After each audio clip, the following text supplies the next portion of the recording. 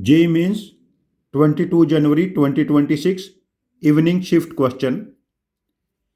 Among the statements, statement S1, if A 5, -1 and B -2, 3 are two vertices of a triangle whose orthocenter is 0, 0 and its third vertex is -4, -7, and statement 2 is if positive numbers 2a, b, c are three consecutive terms of an AP, then the lines ax plus by plus c equal to 0 are congruent at point 2, -2.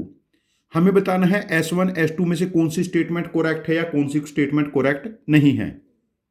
देखिए, पहले statement S1 पे focus करते हैं।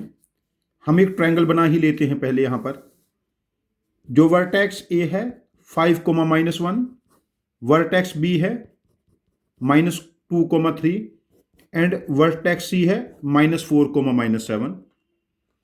तो हमें यह पता है ओरिजिन इज इट्स ऑर्थोसेंटर। हम AH को ज्वाइन करके एक्सटेंड करा लेते हैं BC तक। यदि AH ऑर्थोसेंटर हुआ तो AD should be altitude of triangle, means slope of line AD और स्लोप ऑफ लाइन BC इनका प्रोडक्ट -1 होना चाहिए। अब देखो, AD लाइन का स्लोप क्या है, -1/5, और BC लाइन का जो स्लोप है वो बनेगा 3 में से -7 सब्ट्रैक्ट करेंगे 10, 2 में से -4 सब्ट्रैक्ट करेंगे -2 +2। तो देखो ये स्लोप बनता है -1, means AD is altitude of triangle. Same यदि हम प्रूव कर लें जो BH है, जो E एक्सटेंड करेंगे हम लोग AC तक, ये BE है, slope of line BE into slope of line AC, इनका प्रोडक्ट भी 1 हो जाए, मींस BE एल्टीट्यूड है ट्रायंगल का।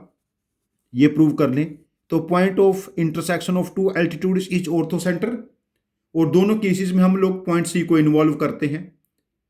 अब देखिए यहां से slope of line BE, this is 3/-2 and slope of line AC 6/9। तो हमारे पास देखो ये स्लोप्स का प्रोडक्ट -1 हो गया। तो इस केस में हम कह सकते हैं AD and BE are altitudes of triangle having vertex ABC, और point of intersection of altitudes becomes orthocentre, that is 0, 0। तो ये स्टेटमेंट करेक्ट हो गई। तो स्टेटमेंट जो हमारे को S1 गिवन थी, this is correct. Statement S2 क्या है, positive numbers 2a, b, c are three consecutive terms of an AP, means 2a, b, c AP में है, बीच वाली टर्म का डबल 2a + c और c equal to 2b - 2a। c को यहां पर पुट कर ले, ax + by + 2b - 2a 0। यहां से a कॉमन ले लेंगे x - 2 और b कॉमन ले लेंगे y + 2 0।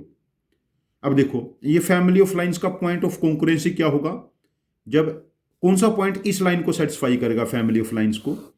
यहां से x की वैल्यू 2 एंड y की वैल्यू -2 पुट करेंगे, देखो इसको 0 कर देगा, तो पॉइंट ऑफ कॉन्करेंसी बना 2, -2।